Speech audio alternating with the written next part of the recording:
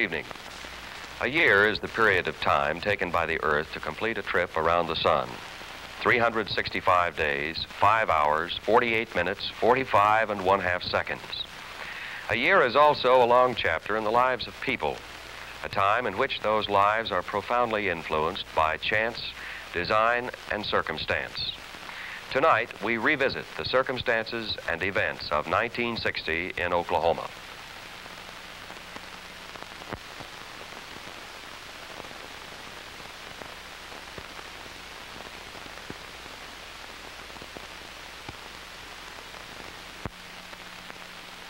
Someone once said that news is only history in a hurry. But for 1960, the hurry is almost over. In just over 24 hours, the year 1960 will end, taking with it an amazing tale of men and their follies. But now, while there is still time, let's look at 1960 and remember. Where were you 1 year ago tomorrow night? Or can you recall?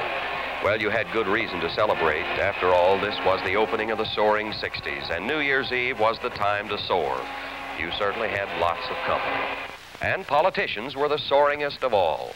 Among them, Governor J. Howard Edmondson. Politics was destined to be the big story of the year, and Edmondson started early. The legislature had refused to pass major portions of his reform plan, and the governor now prepared to go directly to the people with initiative petitions. So while the kids played on the mansion swings, their parents were busy inside, attending a series of open house receptions and brewing up strategy for the approaching petition campaign. On January 19th, Edmondson walked down the Capitol Hall, followed by a cart carrying the first of the petitions, while curious clerks looked at the stacks of paper which would so drastically affect the next 12 months. As I've maintained many times before, I don't think that the petitions, although some of the people seeking control of the Democratic Party believe to the contrary, I don't believe that the petitions have anything whatsoever to do with Democratic organization any more than it does with Republican organization. Not everyone agreed. One of them was Governor Gary's former press secretary, Marty Howen. As spokesman for county commissioners and Oklahomans for local government, Howen launched a hard-hitting attack. The Attorney General ruled state employees could not vote in party meetings, and Howen and Edmondson were off. The General was stupid. I think the Attorney General rendered an opinion in keeping with the facts in the case, and I think the Attorney General rendered an opinion which is exactly what the governor would have wanted on the basis of what he said as a candidate more than a year ago. Well, I don't know what inspired it, but I think it's perfectly obvious that they did not consider the constitutional rights of these state employees when they wrote the opinion. But the governor did state that the county commissioners had collected $125,000 for our campaign. Now, I appeal to your logic. How do you suppose the governor knows this? Well, the information was this. First of all, it came from several county commissioners who advised us that at the last meeting of their state association, that each of them, 231 in total, were tapped for $500 minimum apiece. Now, I think a more likely explanation is that he picked that figure off the top of his head. Mr. Howen said that that's a lie. Well, if anybody's lying, it's the county commissioners who told us about that. Every time anyone disagrees with the governor of being called either unmitigated liars or thieves, I submit that many of us who disagree with him and disagree violently on these petitions are sincere, honorable people. There were also lots of them. The petitions were overwhelmingly defeated, but the governor's special election didn't come until September, and in the meantime, Oklahomans were beginning the rounds of a series of elections. First came the primaries. Muskowski lost his Senate seat to Cleta Rogers. Bill Berry was replaced by James Herod, to name just a couple of the many losers, winners, and changes. But national politics were already crowding in. To town came Senator Lyndon B. Johnson, majority leader and favorite son of Oklahomans like Senator Bob Kerr and former Governor Raymond Gary. Everyone asked the same question: will he run for president? I'm going to make that announcement today. I am an avowed candidate.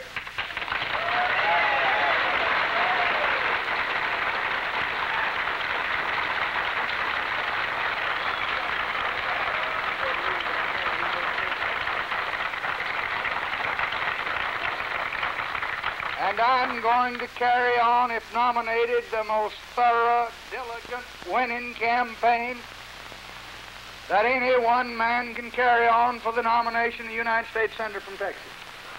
The question changed from will he run to what did he say?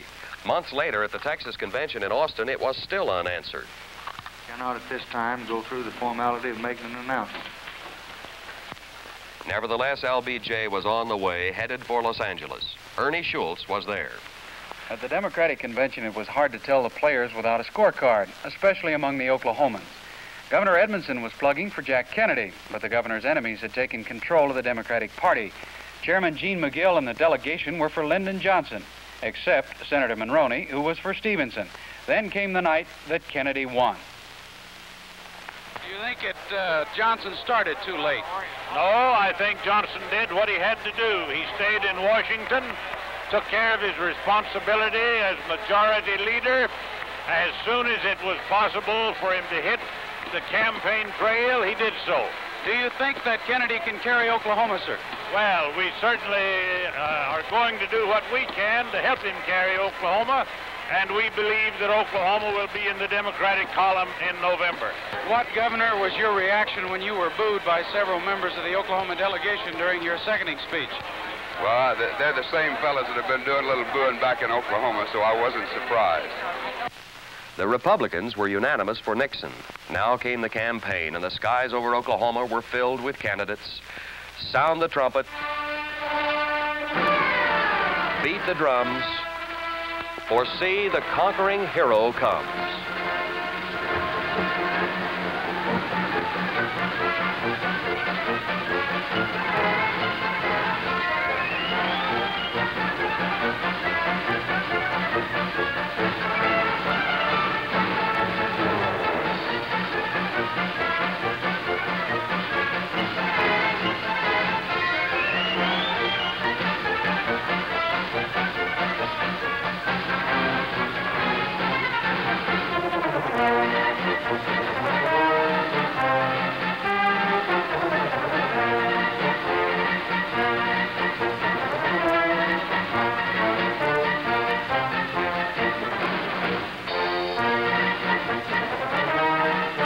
Senator Johnson came back to Oklahoma, this time as vice presidential candidate Johnson, and inevitably an Indian chief. Under his guiding hand, all men became brothers, even Senator Kerr and Governor Edmondson. Then, as the campaign reached its climax and only hours away from the election, Jack Kennedy reached Oklahoma City.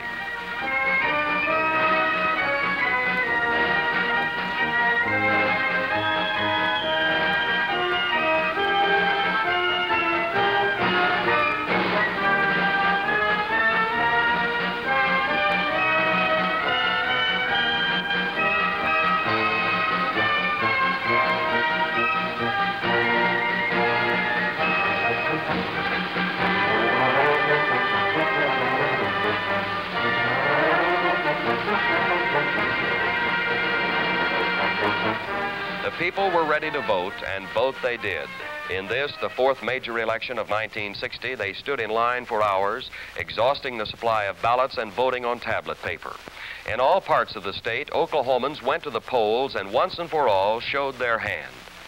But other hands were busy now, and they were apprehensive hands. Almost everyone had given Oklahoma to Nixon, privately at least. Now came the test. As the evening wore on here at WKY Television's election headquarters, the totals grew until they approached a landslide. A landslide for Republican Nixon, the greatest margin since 1928. Late that night, Governor Edmondson was understandably bitter. Governor Gary very definitely never was as forceful as he should have been for the presidential nominee, Senator Kennedy. I think he definitely stayed behind the log. And I think that Bob Kerr, by the same token, waited too late also. But when 1960's last election was finally over, maybe you felt like Bill Beebe. But not all the events of 1960 were political in nature, as we shall see in just a moment.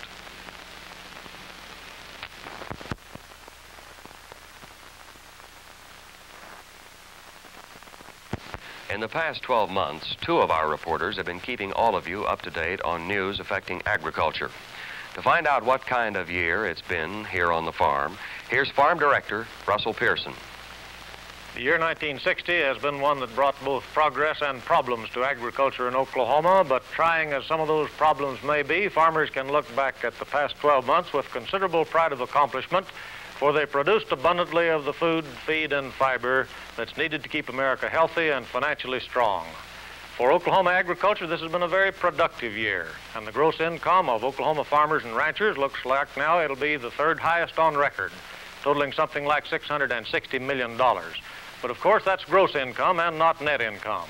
The rather serious problem of the cost of production as compared to the farmer's cost per unit has had its effect on the net income.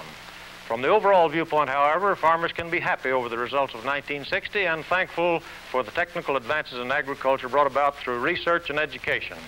The new record has been set in wheat production this year, a total of over 121 million bushels, and all but an infinitesimally small percentage of it was of varieties of the highest milling and baking qualities, the kind needed by American industries. In the grain sorghum fields, farmers cashed in on more of the scientific advancements in agriculture with the extra production vigor of hybrid sorghums, which occupied, according to reliable estimates, more than 80% of the Oklahoma grain sorghum acreage this year, with proper fertilizer application and with producers following other good farming practices. Combines harvested more than 23 million bushels of this feed grain and set another new record for Oklahoma. A good cotton crop of 460,000 bales, much of which was harvested rapidly and economically with mechanical cotton pickers and strippers, and other successful crop enterprises all contributed considerably to the income of the Oklahoma farmer.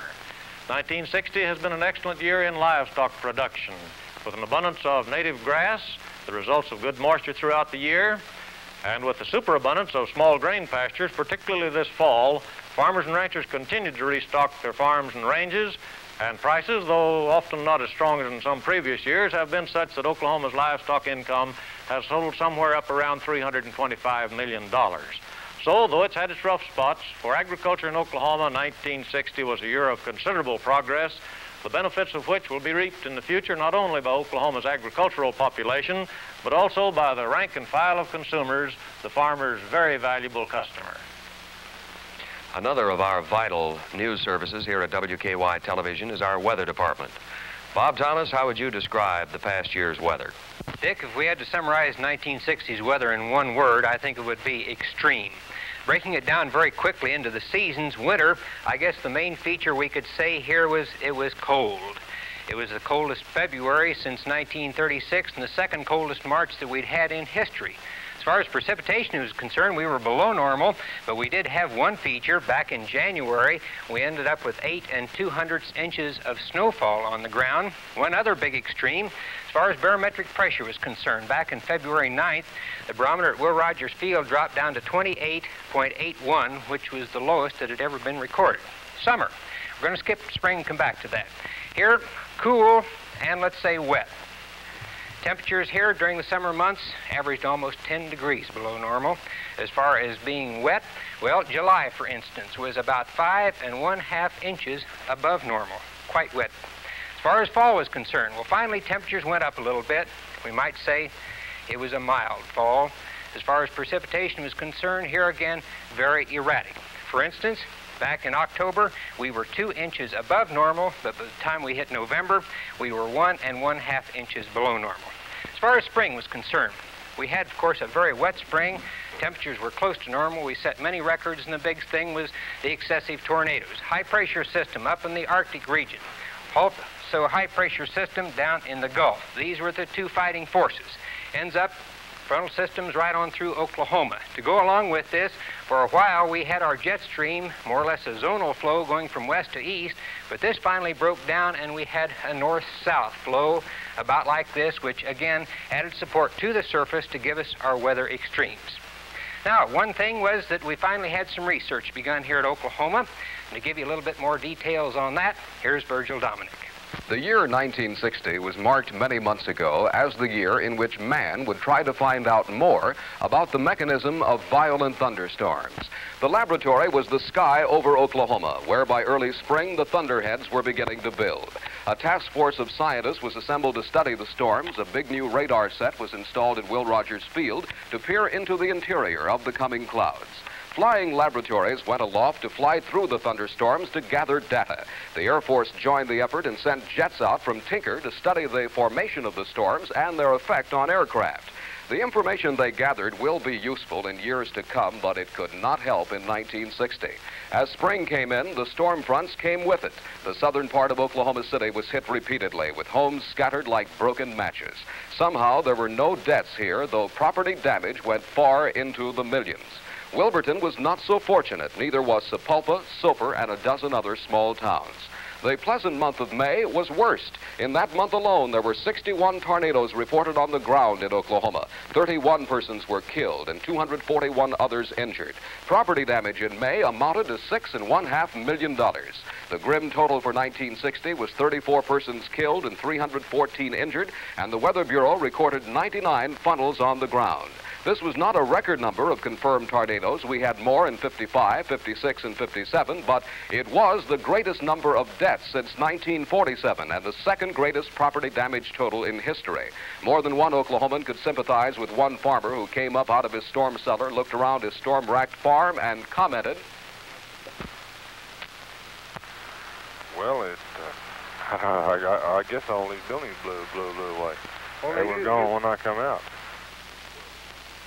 As the Weather Bureau's tornado research continues, perhaps one day we will find a way of preventing at least the tragic loss of life.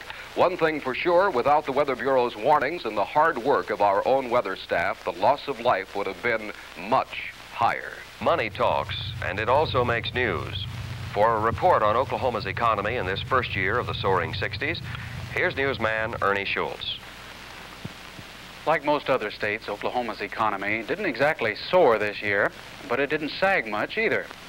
The FAA Center here in Oklahoma City continued to grow, training thousands of students from all over the world. In southwestern Oklahoma, construction was booming on a complex of Atlas missile launchers, all buried deep in the ground surrounding Altus Air Force Base. Military spending continued high at Tinkerfield, Fort Sill, and Clinton Sherman Air Force Base. The ribbon was cut on Oklahoma's largest suburban shopping center one cold day in March, and Penn Square joined the ranks of dozens of others serving the sprawling suburbs. Downtown merchants waited until warmer weather to launch their counterattack. Then they turned Main Street into a flower-lined mall, complete with wandering troubadours and sidewalk artists. A much more serious problem came to downtown merchants during the summer when Negro citizens reopened their drive to obtain equal rights at several lunch counters and restaurants.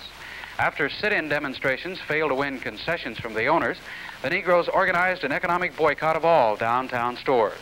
Pickets appeared carrying signs appealing to residents to avoid the stores. Other cities experienced the same kind of problem, and the boycotts were much more successful in cities like Nashville than they were here. There was no violence, no mass arrests, and this seemed to act as a damper on the demonstrations. Negro leadership was divided also, and the issue has subsided for the moment. Elsewhere, the Oklahoma Economic Barometer seems poised. Construction is proceeding on Keystone and Eufaula dams, both huge projects, but in the economy as a whole, the indicators can be read both ways, and the Oklahoma businessman is still trying to decide whether we are going into or coming out of a recession. Another big factor in Oklahoma City's economic picture this year was the long and very complicated story of the Atoka Water Trust. Reporter Bill Beebe has drawn the unwelcome assignment of explaining this involved and legalistic hassle in a period of 2 minutes. Good luck, Bill. In the year 1960, the Oklahoma City Atoka Water Trust project and City Hall's battle to finalize the necessary preliminaries before starting construction has provided as much copy and news film as any city reporter can remember in a long time. News of the $65 million project was first made public on April the 12th, 1960. The same day, opponents appeared en masse to contest the program that would take until the year 2000 to complete. The interest on the bonds alone would be more than the cost of the project. The rich would get richer, and the average man and his son's son would have to foot the bill. We didn't need it. Besides, the contract with Bill Gill and the Atoka contractors blocked competitive bidding. These were some of the objections. The suit was filed to block the project. The Supreme Court was asked to assume original jurisdiction. 80 Oklahoma City businessmen intervened mostly because of the no competitive bidding. The state's high court asked that depositions be taken in district court, and for 2 weeks, depositions were taken. Then the court looked at the depositions, and they decided, after hearing oral arguments, not to take original jurisdiction in the matter. The matter then was to go back to the district court. However, it never got that far. Proponents and opponents got together, and they finally agreed to do away with the objectionable plan and start from scratch. With this, the Oklahoma City Municipal Improvement Authority was formed, and 4 trustees were named. They were Shell Sterling, the city manager, Ed Moeller, the city attorney, and 2 city businessmen, Richard Camp and R. Lewis Barton. The new trust was drawn, one that called for competitive bidding, and the 4 men began new studies of engineers' reports and feasibility reports. Just as the project was getting underway for the second time, Walter Harrison, a local publisher, launched a new suit accusing the trustees of acting imprudently in their administration and objecting to the bond indenture. A district court ruled in favor of the trustees. Harrison appealed, and once again, the matter was before the Supreme Court. After arguments, the judges took the case under for consideration. Meanwhile, Senator Walt Allen of Chickasha and Merton Bulla of Oklahoma City, an Oklahoma City attorney, tried to intervene, still claiming that there was no competitive bidding. The 2 men contended that steel pipe could be competitive. Because of the steel versus concrete controversy, 1 member of the trust, Richard Camp, resigned in protest. All maneuvers failed, and on December the 19th, the Supreme Court okayed the plan. Pipeline was on its way. Throughout the battle, proponents had insisted that the water from Atoka was necessary if Oklahoma City is to attract industry and keep up with the 20th century. As for the rate increase, which will be 50%, the men in favor of the project claim that in a matter of time, the rates will, after going up, go down and be even lower than they are now. Besides that, a special fund that will be fed by the increase will, they claim, provide more funds, more revenues for the city. To this, the opponents say that's just another way of increasing taxes.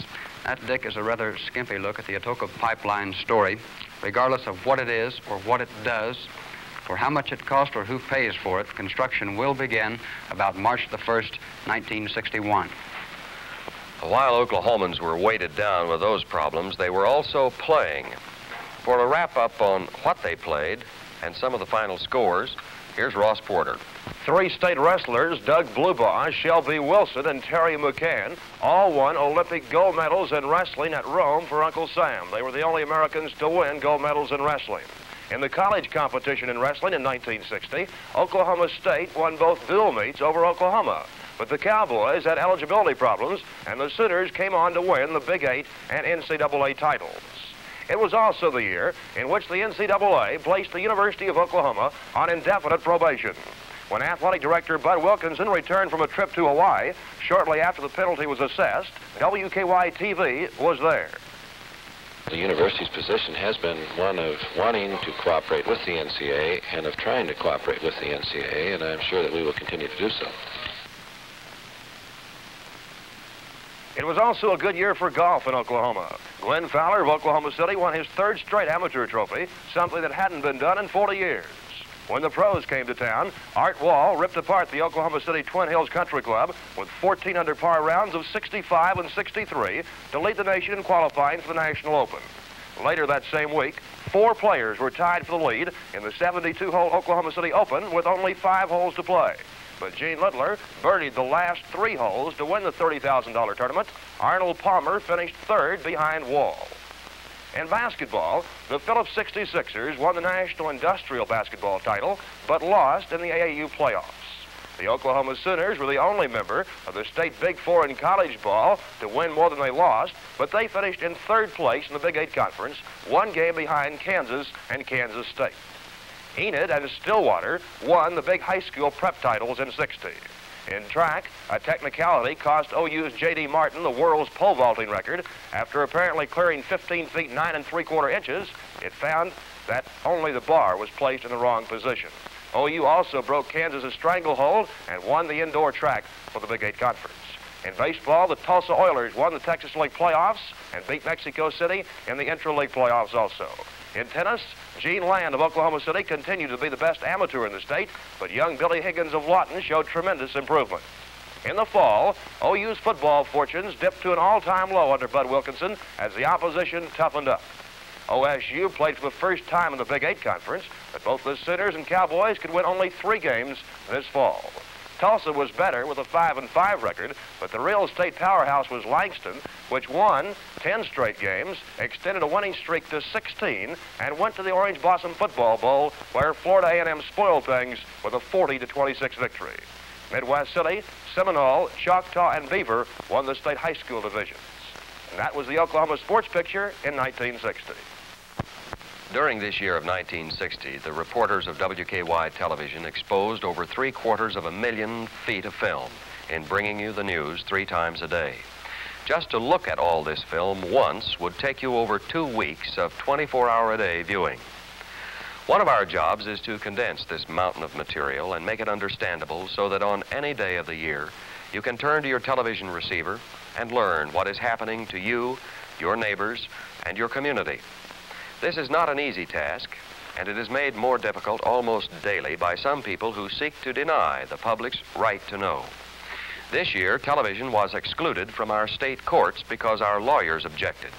You and I are poorer because of this exclusion, for if the day should ever come when you cannot turn to your television, radio, or newspaper for a complete picture of your community, you will have lost any chance of control over that community, and all manner of abuses will be launched in your name. The news you see each day on WKY Television is produced by a wonderful group of reporters, some you never see. I'd like for you to meet them all. Ernie Schultz, Cliff Adkins, Bob Grant, Bill Beebe, Scott Berner, Jim Williams, Virgil Dominic, Nelson Robinson, Houston Hall, Gene Allen, and Jerry Manning. This was their show, and this is their product, instant, day-to-day history. Your history. History which maketh the young man to be old without either wrinkles or gray hairs, privileging him with the experience of age without either the infirmities or the inconveniences thereof. Thank you, and Happy New Year to you all.